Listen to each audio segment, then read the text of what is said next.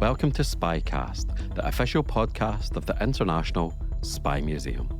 I'm your host, Dr. Andrew Hammond, the museum's historian and curator. Each week, we explore some aspect of the past, present, or future of intelligence and espionage. If you enjoy the show, please consider leaving us a 5-star review. It really helps other listeners find us. Coming up next on SpyCast. Storytelling in a museum is a very unique animal. It's not like a book. It's not like a movie that is linear and rolls out in front of you and you just sit there and read. I think it's the most challenging environment to educate people.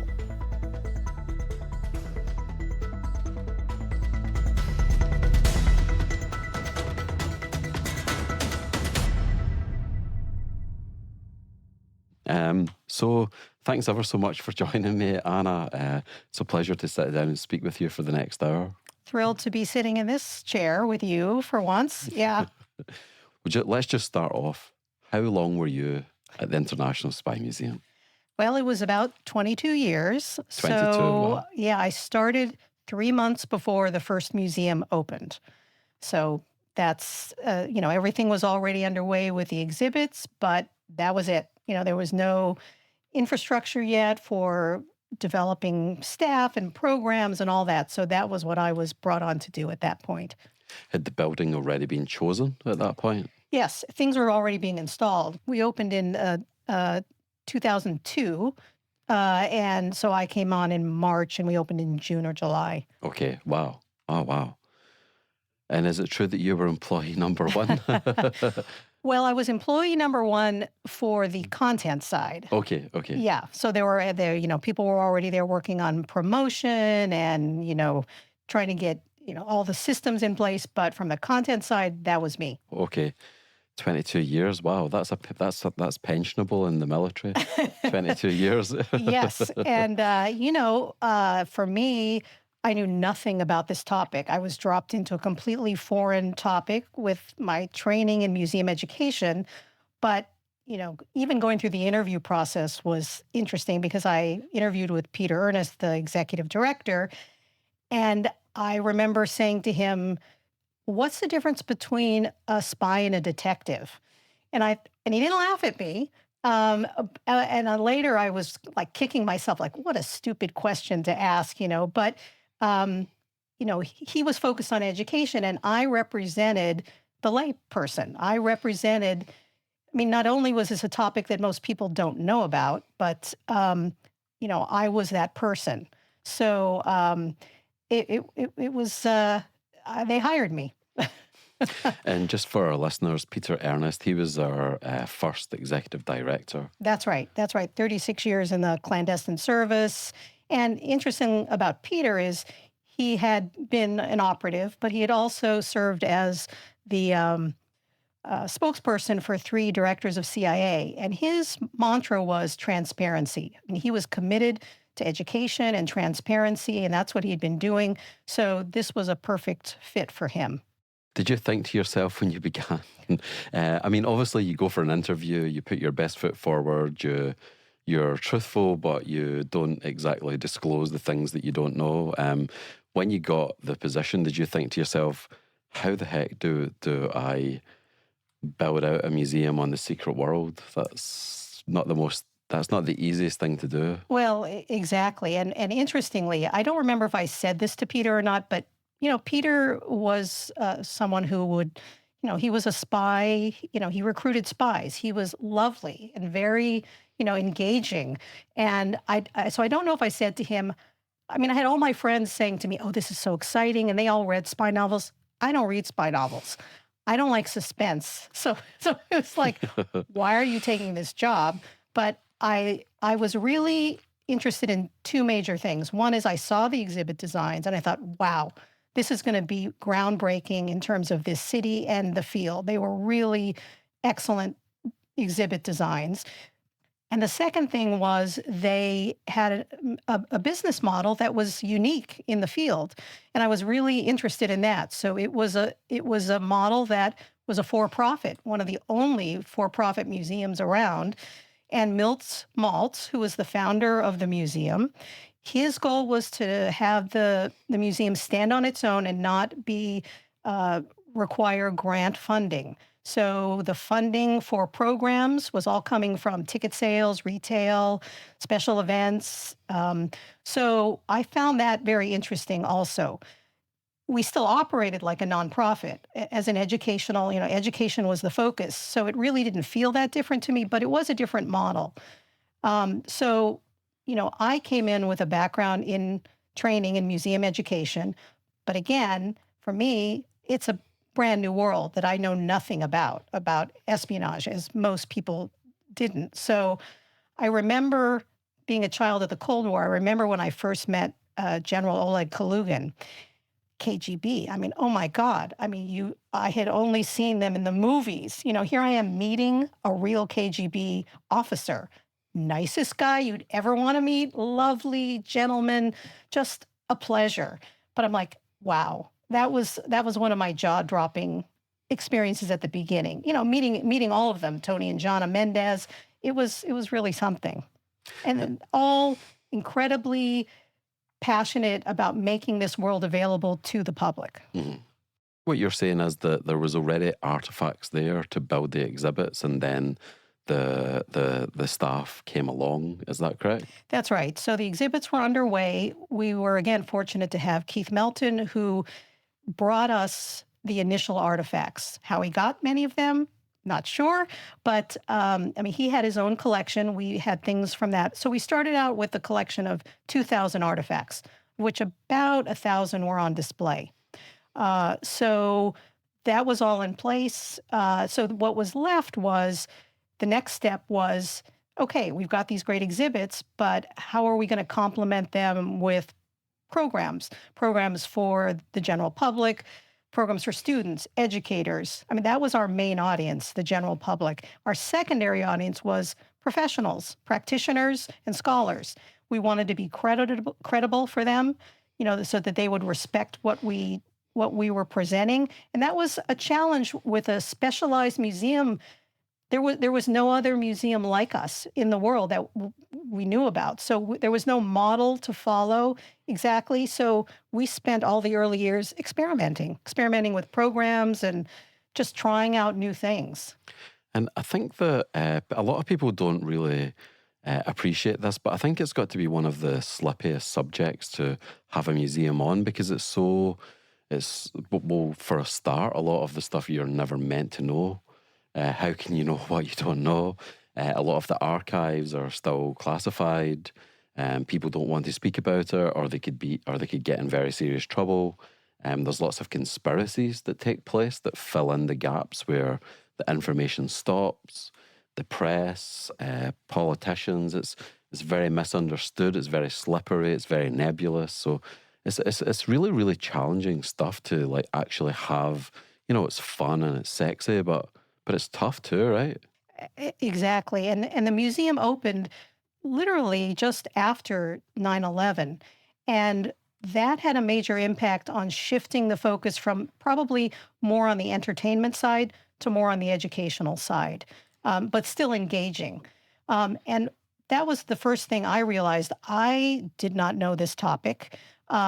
Again, highly specialized, secret. I knew one of the first things I did say, we have to hire a scholar and have them on staff. Okay. The advisory board was great, but they're also practitioners. They're not historians. They're not scholars. They're not, they don't have the benefit of having studied years and years. They may have on their own, but they don't know the historiography. I knew we needed someone who was going to be able to speak to the public with authority, because I didn't have that expertise. Mhm. My expertise is in turning what historians and scholars do into public exhibits and programs. But Mhm. that for me was absolutely critical. So it sounds like Keith Melton comes along and then he brings a whole bunch of artifacts with him. Do you know what the process was like for whittling down what artifacts were going to be used in the exhibition? For the first museum, no. I mean, it was story based, but what was interesting between the first museum and then when we moved, which I know we'll talk about a little more, is that it was very much an overview of spying, and objects were not, we didn't have a lot of objects related to real stories at the time. So we had examples of artifacts that would, you know, we obviously had the lipstick pistol and, replicas and um, things that were actually, our replicas were very unique because they were made by the people who actually made them. Say in the Soviet Union, we had Vlad, we called him, he was Vlad, and he would make us what we would call working models that they would use in the field to sort of experiment. So we had access to those. But, we went by categories: surveillance, cameras. I mean, that was kind of how the original museum was laid out. What was the very first day like? Oh, wow. Can you remember it was the first person to come in through the door? It was beyond exciting because they had the incredible thing about Milt, besides being a visionary in terms of we're going to do this museum. I mean, he had a sense of showmanship. And so I remember working with Tony Mendez on the opening event. So if you look at the press, you'll see there were spies crawling on the roof, flying off the roof and bungeeing down. So it was really designed to be an eye-catching event. And in fact, the mayor of DC was in disguise, which was revealed on the stage. So really quite impressive. And, then you open the doors and people poured through the doors. Now, we weren't quite ready in terms of the infrastructure. We didn't have a guest services person. I think we just found someone. So there was a lot of, it was crazy. It was crazy. But, everybody on staff was so passionate and just like, we're going to make this work. But it was, the excitement you get of seeing someone come in and just going, wow, seeing something they've never seen before. Mm. And tell us a little bit more about Milt. So it's his vision. Just tell our listeners a little bit more about who he is and where this vision came from. Yeah. So Milton Maltz and his wife, Tamar, live in Cleveland. And Milt had been a pioneer in radio and television, owned a growing, sort of a number of television and radio stations over the years, and pioneering some really interesting formats of shows. And he eventually sold this all to Clear Channel, his whole empire as it was in the Midwest and West Coast. And he decided he had worked for the NSA during the Korean War. So he got bit by the spy bug then. And he was always interested in museums, on the board of the Cleveland Museum of Art. And so he wanted to marry the two. And he had tried some other concepts and then landed in DC, the city of spies, as he would say. And that's where this came to be. So passionate about having the public understand this subject. That was, something it was just critically important to him. And where were you previously before you came to Spy, Anna? So I started very young in the field, but I did get my master's in teaching and museum education at George Washington University and started at the Smithsonian. Well, I actually had two jobs. I was half-time at the Smithsonian developing their hands-on history room at the Museum of American History because my love is hands-on learning, because I think that's how people learn so that they retain the information, not just by reading, but by engaging. So I was working there, and then I was also working half-time at the National Building Museum, where I had the opportunity to actually for the first time, start up a brand new museum. That was just opened. I worked on the first exhibition, which was the building of the Brooklyn Bridge. And then I ended up staying there for a number of years as the curator of education. So my background academically was conservation and analysis of ecosystems. So I was sort of interested in the built and the natural environment. So that was my sort of my passion and my love, which is what I brought there, which is why Spy was a very different animal for me.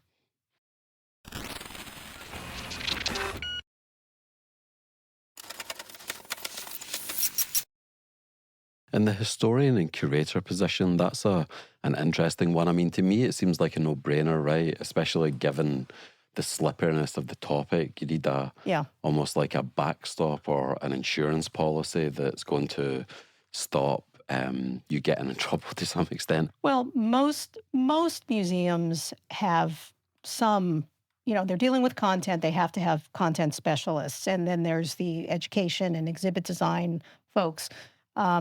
So for this, again, it wasn't assumed that we would have a historian. I really pushed for that, again, because of the nature of the topic. But think about it. We had one historian, and we cover thousands of years of intelligence history and every country.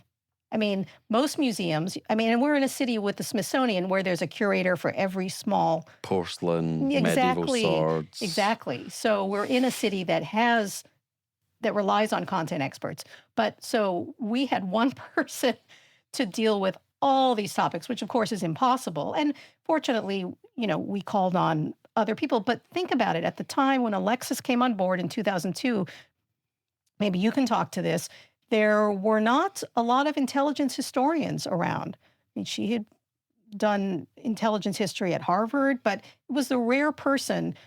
You couldn't, when I was looking for the first historian, it's not like I could go to history curators and just, the pile of people who work in museums, the traditional, that was not what we had. So we had to go to people outside the museum field pretty much at that point who knew the topic but had no museum experience.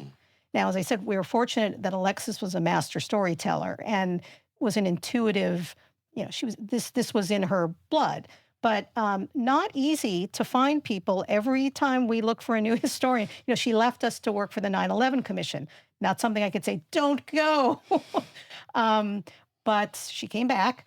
But so every historian we've had has brought a very different angle. We had Mark Stout, who was an analyst, different perspective, so helpful because the original museum didn't look at that in its exhibits. We had Thomas Bogart, World War I specialist, and then you came in with a very different angle too. So it's everyone's brought something very special, but again, only one person per position. And what role did the first executive director play, or Peter? Like, what was Peter's role? Because that's also evolved and changed over the years. But what did Peter do? Like when you worked with him at the old location of the Spy Museum? I just have to say this story because when I was just starting, we were all crammed into an office across the street from the F Street Museum. We were all on top of each other, and I was sitting outside Peter's office. And one day I heard him on the phone talking to someone, sort of whispering, but I was right outside his door. And he's saying, I told you never to call me here. We can't operate this way. Leave the package, blah, blah, blah. And I had to go ask him later. I sort of worked up the nerve. He said, oh, that's my son-in-law. We have a running gag about this. So Peter, amazing man. I mean, he was the perfect first director. He knew, he was a spokesperson. He was a great extemporaneous speaker. And his job, as is Chris's and the historians, was to speak to the press.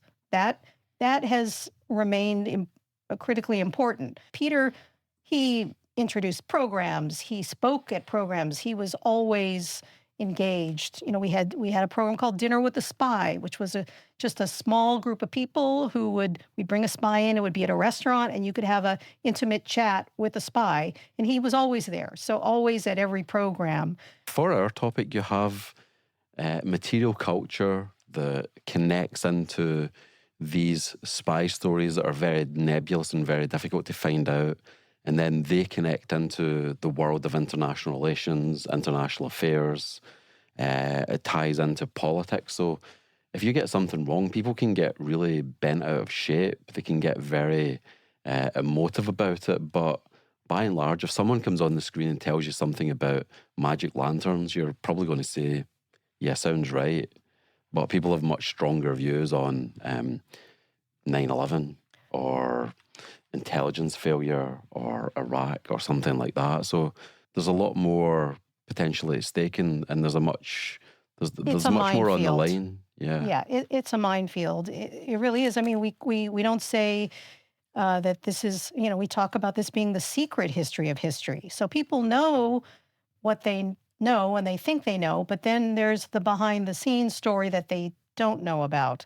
Um, and it is fraught with minefield. It's a minefield, and then we're requiring two people to address. You have to get up to speed on a topic. You get a call from a reporter who's whatever the breaking news story is, and your job is to bring the historical perspective to it, but still being able to talk to the contemporary side of it. It's a real challenge. Again, as you say, it's more than just your typical historian. And also, to your point, there are a lot of people who are skeptical, they are suspicious, they don't like the intelligence community. I mean, people grew up in the 50s, 60s, 70s with COINTELPRO, and uh, when the intelligence community was infiltrating and the civil rights movement. So there's a lot of negativity Hmm. for a lot of people associated with this. It's not all, of course, this is about national security. When I first started, I was talking to someone who, and we were talking about the fact this is like the police and the fire department. The intelligence community is an important part of government, but people have a responsibility to be able to have oversight. But how do you have oversight for something you don't know anything about Hmm. that's kept hidden? And that's why our job is to try to make people aware of how it works, who does it, as to the best that we can. But the stories, something's going to be classified for 25 years. You as a historian, what a challenge. You can't tell a full story. So what we end up doing is teaching people how to ask the right questions so that they can at least walk away thinking, what more do I need to know about this, which they didn't really think about before. Yeah, and just thinking about it as well, like if someone, I guess in terms of credibility for the museum with people in the intelligence business or the national security business, so there's like hundreds of thousands of them in and around DC alone. But again, just to go, I'm being a little bit unfair. I'm sorry if there's any people that are really into magic lanterns. I think they're very cool too. But if you get something wrong on magic lanterns, there's probably going to be about 6 people in the world that can call you out on it. Uh, and it's probably going to be like, oh, okay, they made a mistake. But here, it's the museum's credibility that could slide amongst a very large group of people. Well, and what was interesting is when we first opened, we were kind of under the radar. I think the expectations were low. People thought, oh, it's going to be fun, it's going to be whatever. Um, but when we opened the new museum in a very beautiful building, new site, and we had set as our goal to tell the deeper stories and look much more than the previous museum at the controversy and challenges, because that's what we wanted people to understand.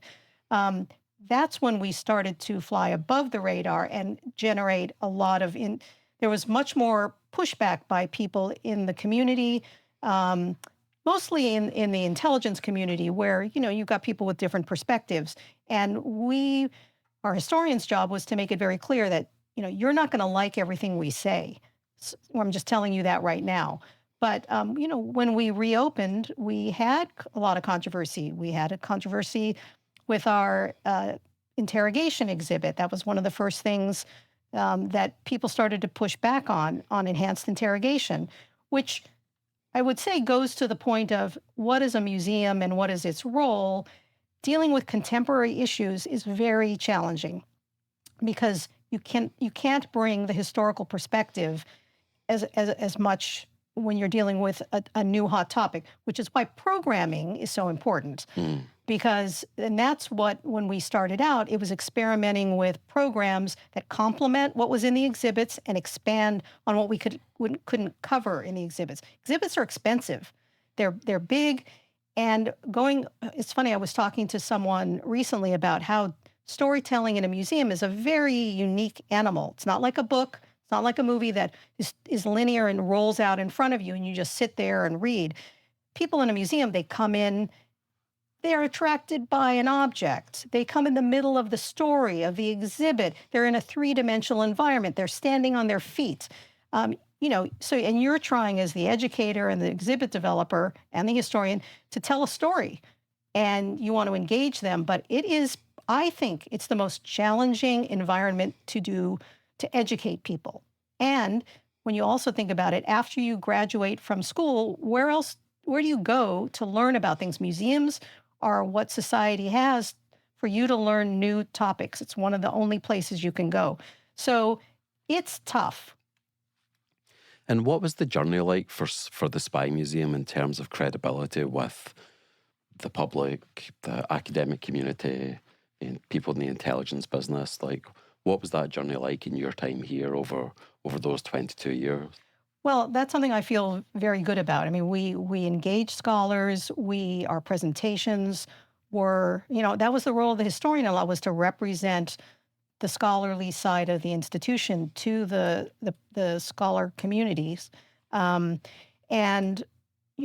again, we made a really major effort to make sure that people knew we were not a mouthpiece for the CIA, and that so the detail, the research, people respected us. I think, again, the expectations at the beginning were rather low, but the exhibits were, well-researched, solid. We had incredible artifacts. And, the first museum really took an overview about what does a spy do. And we were only focusing on human intelligence, so on espionage. When we went to the new museum, we knew we wanted to do intelligence writ large. So we wanted to cover analysis. We wanted to cover covert action. And tell deeper, more difficult stories. So we had built up the credibility by that point. And it's interesting, I was thinking about this earlier. So the first temporary exhibit we did was called The Enemy Within, Terror in America, 1776 to Today. And we started that right after the museum opened, developing that temporary exhibit with the understanding that 9/11 had just happened. And we knew that people thought, 9/11, maybe Oklahoma City bombing. Yeah, that's the terrorism that the United States has experienced, not realizing that the history of terrorism goes way back before the founding of the nation. So we wanted to educate people to understand that the United States actually has a long history of terrorism. And so we used a case study approach, different periods of time, different subjects. And that exhibit traveled for 13 years to museums all around the country, including children's museums, if you can believe it. But, the Constitution Center, presidential libraries. So then we thought, okay, at that point, we decided we had established our credibility enough to try something more experimental and more engaging and innovative, which was Operation Spy, a 1-hour immersive experience where groups of 15 people actually went on a spy mission. And this was long before escape rooms. So it was an animal that nobody really knew what it was, but it was, using live action, video characters, three-dimensional AV, and, you were decoding surveillance images and listening to audio, just all in a story about a mission. And in terms of the credibility for something like that, for instance, we never had a laser maze. Everyone said, "Where's the laser maze?" And I said, I asked every practitioner, "Have you ever experienced a laser maze?" And they said, "No." And I said, "Then we're not doing it." So I call Operation Spy Espionage's greatest hits, because it really, in an hour, combined, infiltration, breaking into an office, breaking into a safe, collecting information, interrogating a potential spy. So we sort of crammed that all into an hour in a live action role play experience. And, we did that because a museum itself is about reading labels, listening to videos. It's all passive in many ways, right? So, but our visitors told us, we want to know what it feels like to live in this world. And this is a world where you don't have the answers. You don't know who to trust, and that's what they wanted to feel. So that's why we created Operation Spy, to complement the museum experience, which is a more cognitive experience versus more of an affective feeling experience. And so it was a nice complement. Now with the new museum, we incorporated a lot more affective into the exhibits. And tell us a little bit more about the transition to Spy 2, or what's known internally as Spy 2, which is the move from F Street in downtown Washington to L'Enfant Plaza over near the river, which is where we are now. Tell us a little bit more about that. When did that first come up? What was the plan like? What was the process like? I'm sure this could easily be 100 separate podcasts, but how did you live through that experience? Well, first of all, who does this? Who takes a museum that's 15 years old or 12 years old at the time and say, we're going to move 5 blocks away? I mean, Milton Maltz does it. I mean, I was thinking, this isn't really going to happen. We're really not going to pick up and move. But we had reached a point where we were in a building that was not ours, and the rent after 10 years had ballooned. And it was a challenging building. It was a historic structure, 5 structures turned into one building. And it was the historic preservation challenges, and working in a building like that were very challenging. So Milt decided he wanted to have the museum safe and in perpetuity be in existence. So he decided we were going to move into a new building. So we were going to move into the Carnegie Library, which was also a historic building. And we were going to have to go underground, and then we were going to have to share the space. And ultimately, for historic preservation reasons, that fell apart. And we all breathe a sigh of relief about that, because now Milt found a beautiful empty space at L'Enfant Plaza. We were able to build out on that. It's our building. And I mean, we were sharing. At the old museum, we had condos attached to the building, and someone would be frying bacon and the fire alarm would go off, and everyone had to leave the museum. I mean, we were always having to deal with fire alarms. So this building was a dream come true. You know, we had high ceilings. We were starting from scratch. And even though we're not that much bigger than the old museum, that was 19,000 square feet for permanent exhibits. We're 25. So not that big, but when you have an open space with high ceilings, you have a lot of opportunity to do better exhibits. And what was the vision? Well, originally, I think the thinking was, we're just going to move a lot of the exhibits.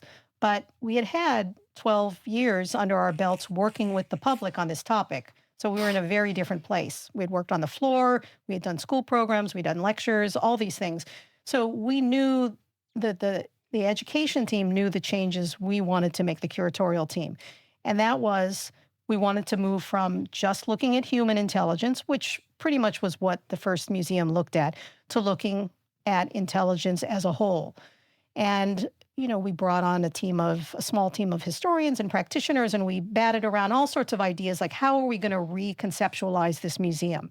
And we ultimately settled on this idea of teaching people the process by which intelligence happens. Again, going to the educational goal of, if you want people to make change in the world, they need to understand the process by which something happens so they can know where to insert themselves in the process. So the new museum, we set a lot of goals. We wanted to be more international in scope. We were kind of known as the World War II and Cold War Museum, which was a lot of the artifacts we had.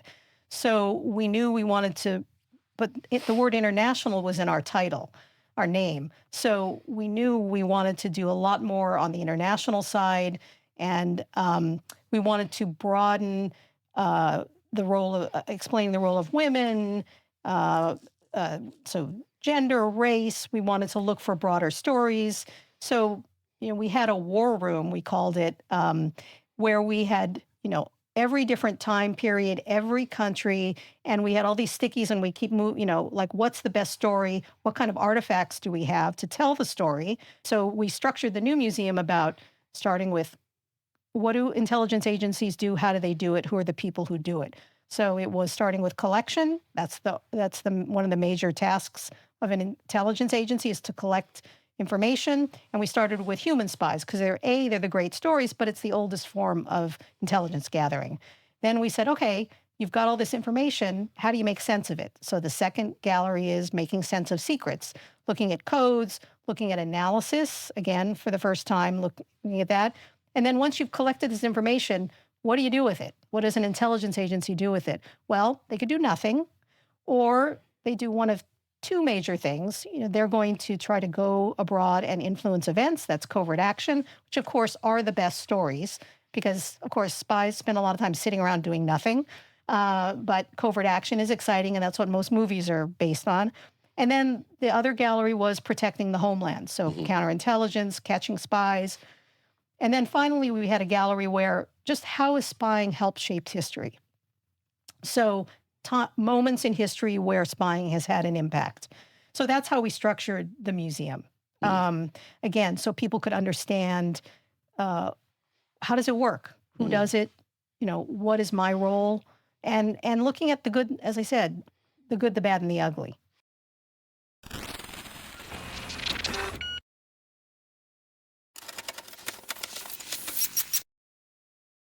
We've both been in meetings where it's like, well, what are we going to cover? And most things, there's not really a strong reason why you shouldn't cover them.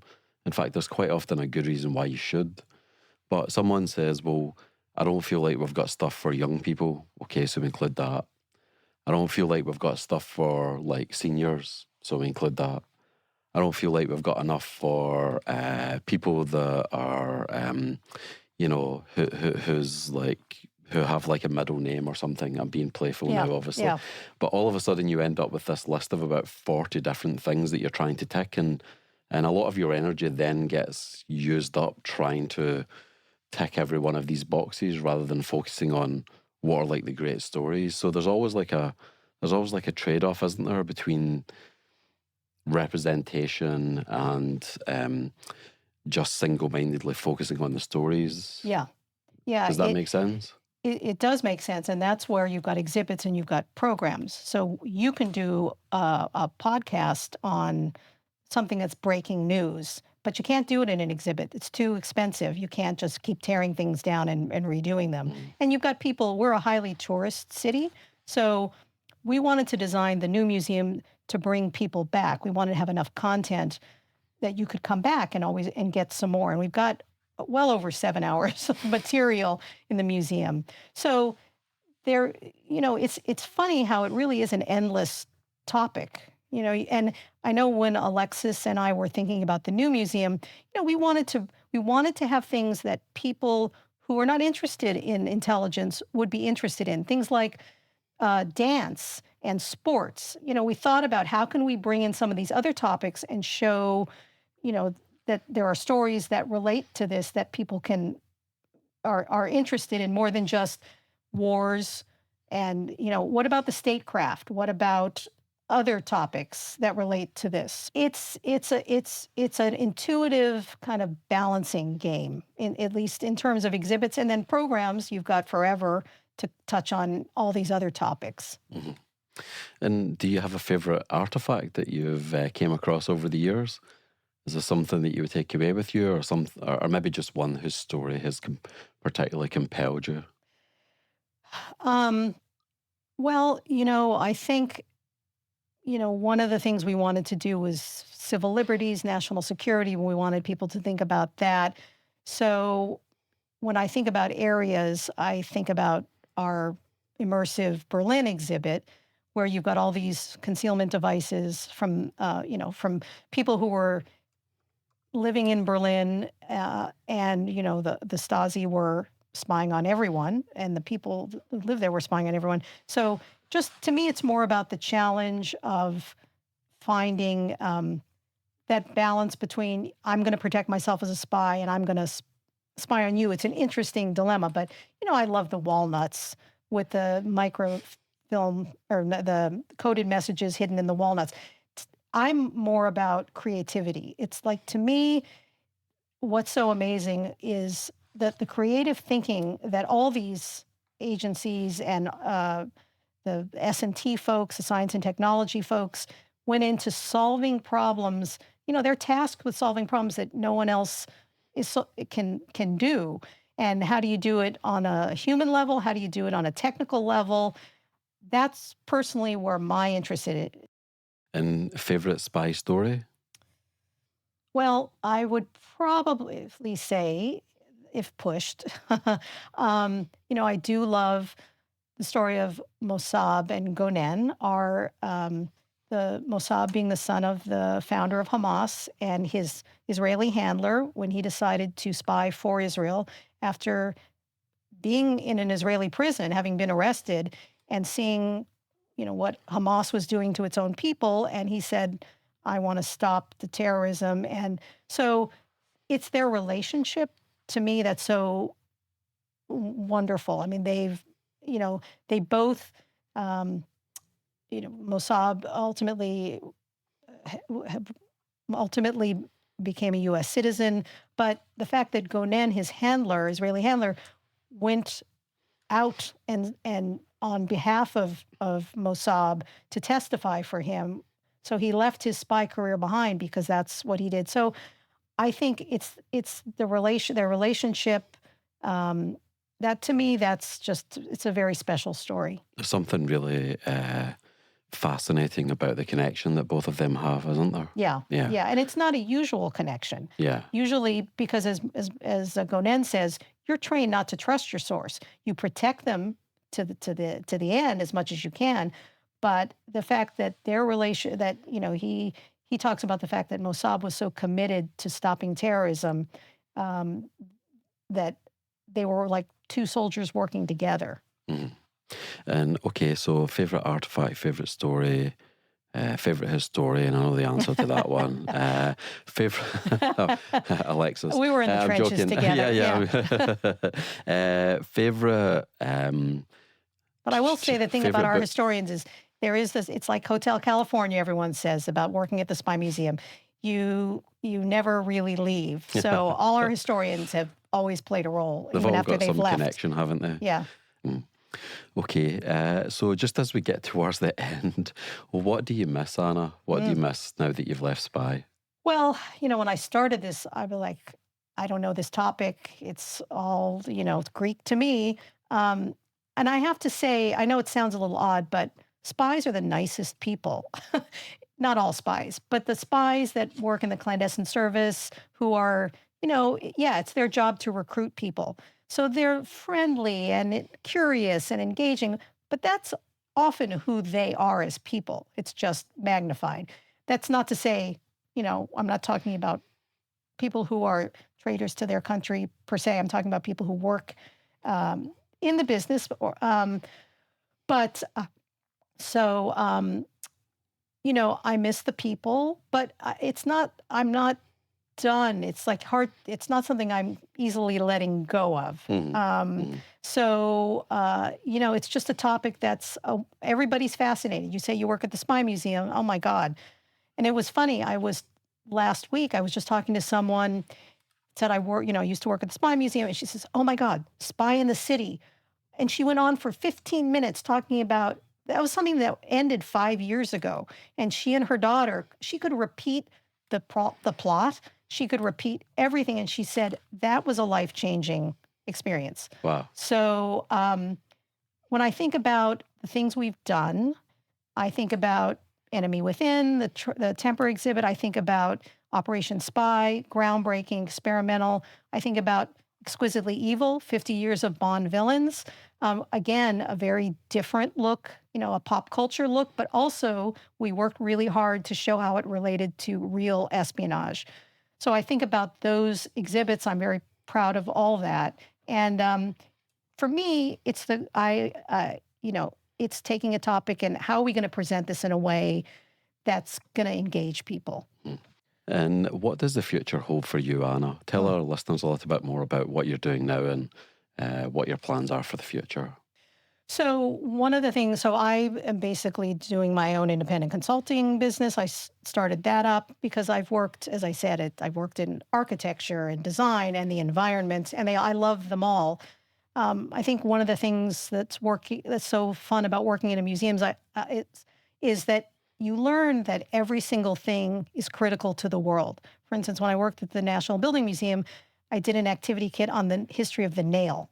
And what you find out is the world would not exist without nails. And you could say that about almost everything. Once you start to look into it, you realize it is critical to the world.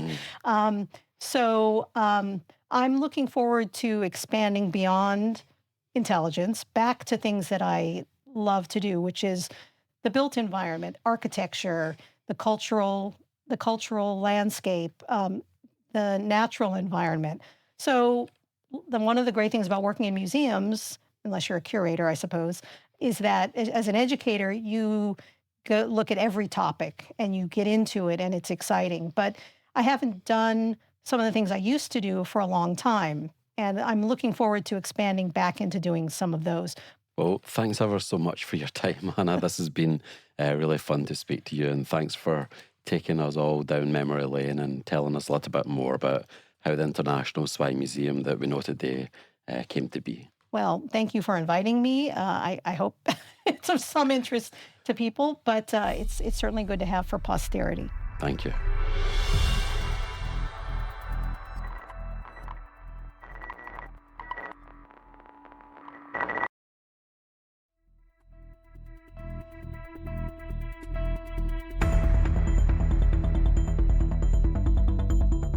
Thanks for listening to this episode of SpyCast. Please follow us on Apple, Spotify, or wherever you get your podcasts. If you have feedback, you can reach us by email at spycast@spymuseum.org or on X @INTL SpyCast. If you go to our page at thecyberwire.com/podcast/SpyCast, you can find links to further resources, detailed show notes, and full transcripts. I'm your host, Andrew Hammond, and my podcast content partner is Erin Dietrich.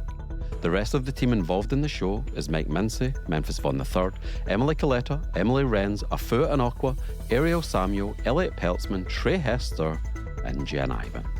This show is brought to you from the home of the world's preeminent collection of intelligence and espionage-related artifacts, the International Spy Museum.